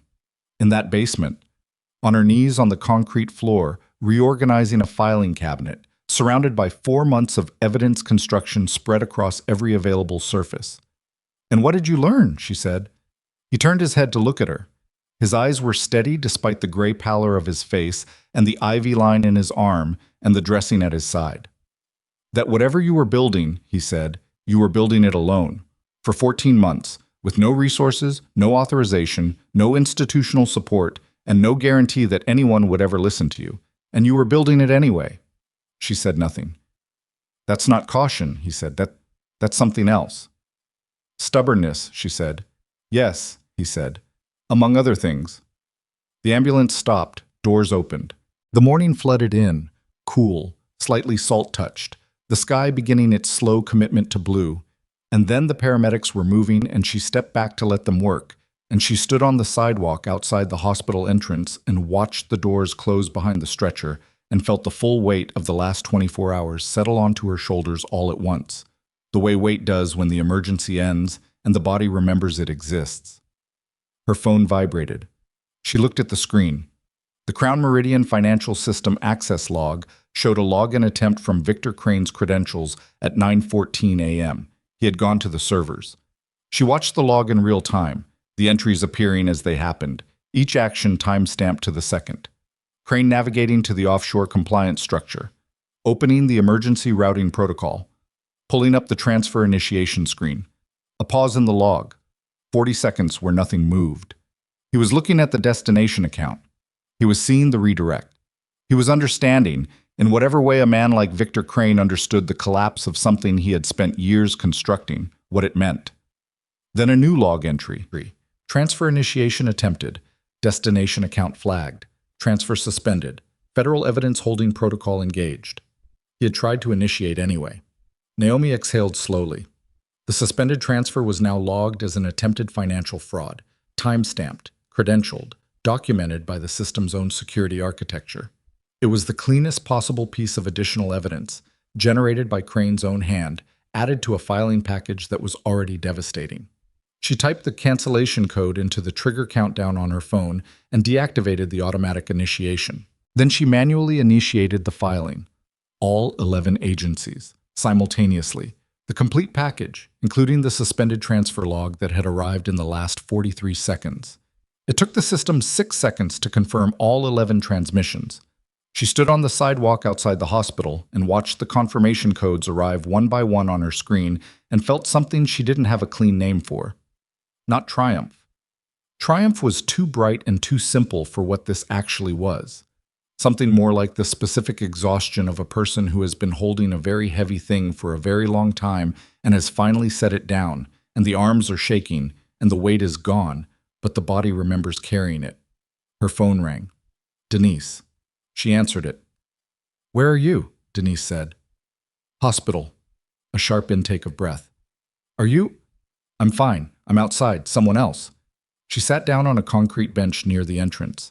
The morning air was cold against her face in a way that felt specific and real and not unpleasant. Are you somewhere safe? The man named Reyes put me in a car and told me to go to my apartment and stay there until someone contacted me, Denise said. I'm at my apartment. I'm not staying here waiting for someone to contact me, Naomi. Tell me what happened. It's done, Naomi said. Whatever happened last night, it's done. A silence. The thing you've been working on, Denise said. The thing that got me put in that car. Yes.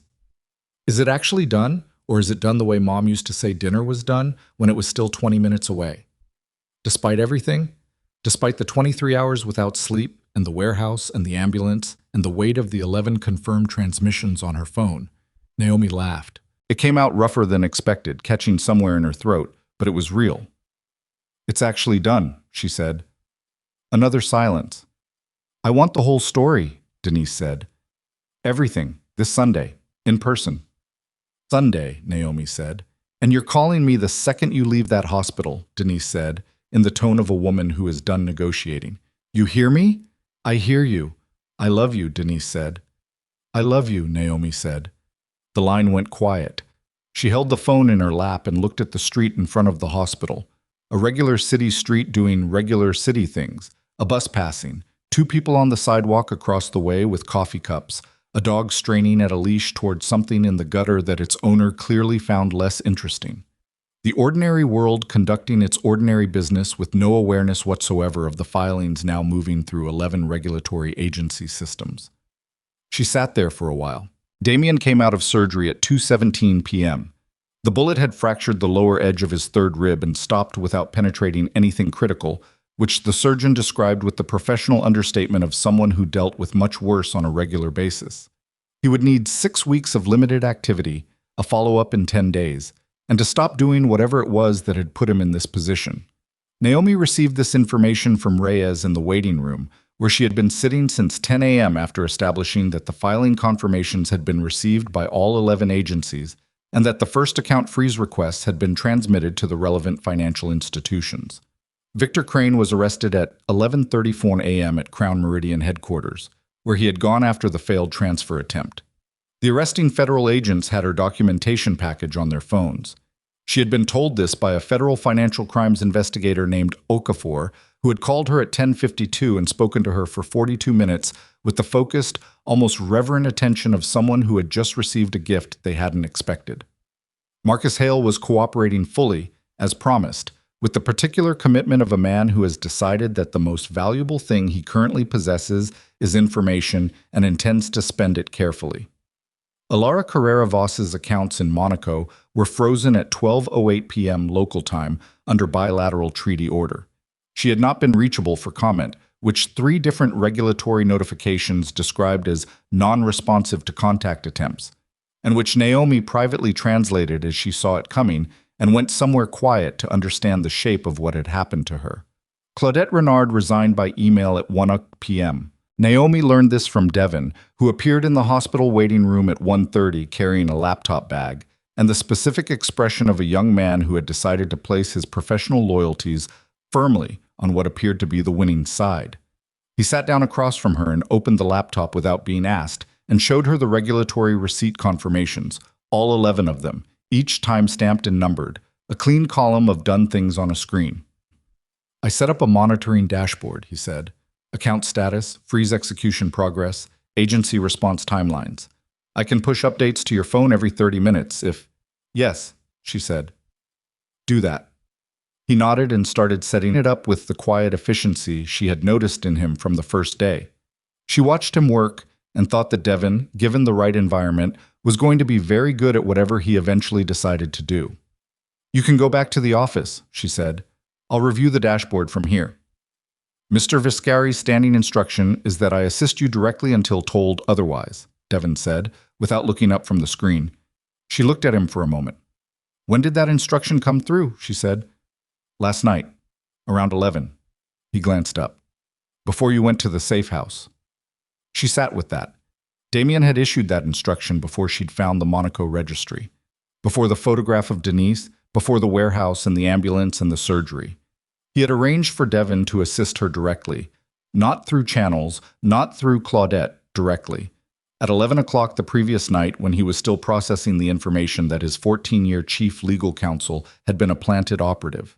She didn't say anything about it. She looked at the monitoring dashboard on Devon's screen and noted that 2 of the 11 account freeze executions had already completed, and a third was in progress, and she let that be enough for right now.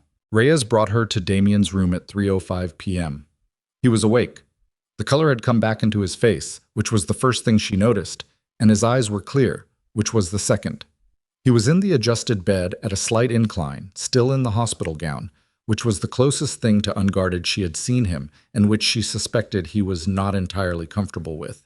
She sat in the chair beside the bed. Neither of them said anything for a moment. 11 agencies, she said finally. I know. Reyes told me.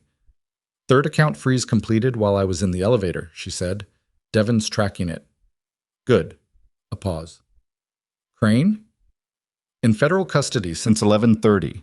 Hale is cooperating. The Carrera Voss accounts are frozen. She looked at him. It's done. He looked at the window. The afternoon had settled into a pale, clear blue that the morning had been working toward. The sky doing what skies do after an uncertain start, committing finally to something. He looked at it for a long time. I've been running this company for 19 years, he said.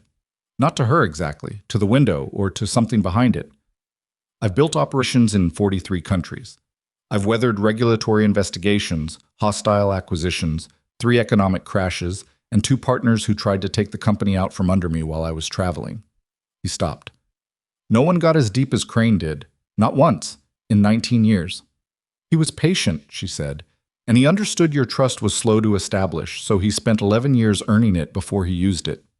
That's not comforting. It wasn't meant to be. She held his gaze. It means the next person who earns that much trust from you is worth the 11 years. It also means you can trust the 11 years. You can trust what you knew about him before Alara Carrera Voss got to him. That was real. People change for money and fear and leverage. That doesn't retroactively make everything they were before the change a lie. He looked at her. Something in his expression shifted. Not dramatically, not the way things shift in films, but in the quieter way they shift in actual people when a sentence lands somewhere it was needed. You're a forensic accountant, he said. I am.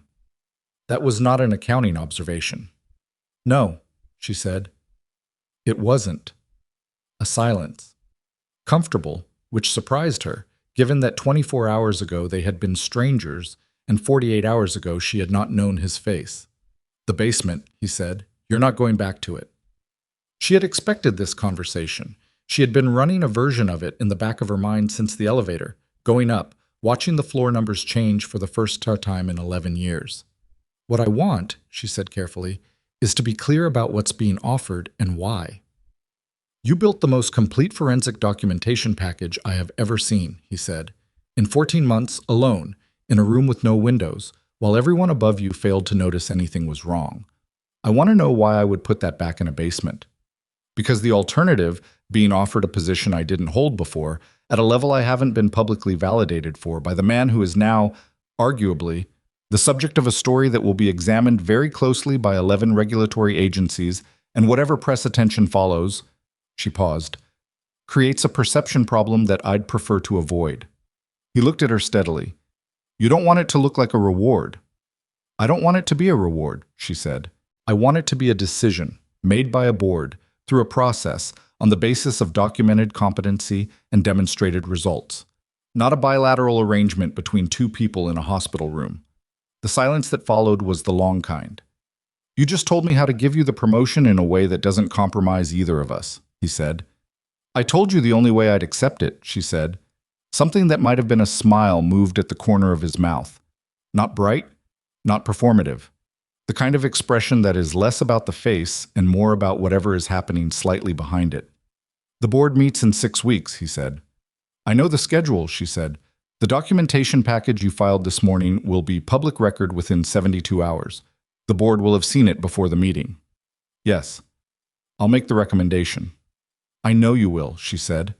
Not with certainty about his integrity. She barely knew him, and she was intelligent enough to hold that clearly, but with certainty about the math. The math said that a chief financial strategist who had just dismantled a 3-year infiltration and frozen the offshore accounts of a rival criminal network was exactly the kind of appointment that a board reviews favorably when the documentation is solid. She was very good at math. She left the hospital at 4:30 p.m. Reyes offered to drive her. She declined. She needed the walk, not because of any particular sentiment about processing things on foot, but because she had been inside rooms and vehicles and buildings for 30 hours, and her body had started communicating its preferences loudly enough that she felt it was reasonable to listen. The afternoon was clear and cold, and the city moved around her with the ordinary indifference it always had. She walked 6 blocks before she found a coffee shop, went inside, ordered a plain black coffee and a sandwich she would actually eat this time, and sat in a booth by the window. She put her phone on the table. The monitoring dashboard showed 4 freeze executions complete, 3 in progress, 4 pending, clean, proceeding on schedule. She looked at her reflection in the window glass. The black cardigan. Her natural hair, which had stopped being pressed sometime around hour 16 and had reverted to its actual texture, which she had spent a significant portion of her adult life managing into submission. Her face, which looked tired in the specific way faces look tired when they have been awake for a very long time and have also, in that time, had occasion to feel most of the available human emotions. She looked like herself. That was the thing that she sat with for a while, in the booth, with the coffee getting slowly cooler beside her. Not the filing, not the freeze orders, not the board meeting 6 weeks away, or the conversation in the hospital room, or the 11 years in the basement, or the torn shoulder seam on the beige sweater she had left on the conference room table sometime in what felt like a different lifetime. She looked like herself. She had spent 32 years developing an almost professional relationship with invisibility, cultivating it, maintaining it, telling herself it was strategy, which it was, partly, but also telling herself it was safety, which had been true until it wasn't, and the moment it stopped being true was the moment she dropped a ledger on a concrete floor in front of a man who looked at the annotations instead of the torn seam, and everything she had been holding carefully in the dark had fallen into the light and not collapsed. It had not collapsed. She drank the coffee. She ate the sandwich. She watched the city do what cities do in the late afternoon, the light going golden and sideways, the pace shifting slightly toward the end of the workday, people moving with the particular momentum of people going towards something rather than away from it. Her phone showed the 5th freeze execution completing at 4:47 p.m. She put 40% of her attention on the monitoring dashboard and 60% on the window and let the afternoon be what it was, quiet and real, and hers in a way that the basement, for all its 11 years of familiarity, had never quite been. She had not fired a single bullet. She had not made a single threat. She had not compromised a single piece of evidence or taken a single action she would not be willing to put her name on in a federal court filing. She had sat in a room with no windows for 14 months and paid attention to the things that powerful people believed no one was watching closely enough to see. And then she had built something from that attention that lasted, that held, that did what it was designed to do even when the people trying to stop it knew it was coming. Marcus Hale had called her invisible once, in the way people say invisible when they mean harmless, when they mean irrelevant, when they mean not worth the cost of noticing. He had been wrong about what invisible meant. Invisible meant she had been in that basement for 14 months, and no one thought to check what she was building. Invisible had been the whole point. She left a tip on the table and put on her coat and walked out into the late afternoon and did not lower her eyes when she passed the people coming the other way on the sidewalk. And none of them knew who she was, and that was fine. And the world was the same size it had always been. She pulled out her phone and called her sister. Denise answered on the first ring. "I'm leaving the hospital," Naomi said. "I'm heading home." "Are you okay?" Denise said. Not dramatically. The way she always asked it, the real version, the one that meant tell me the actual answer. Naomi stopped walking for a moment. On the sidewalk, in the late afternoon light, with the monitoring dashboard at 4 completions and 3 in progress, and the city moving around her in every direction. "Yeah," she said, and meant it in a way she hadn't meant it in a long time. "I think I actually am."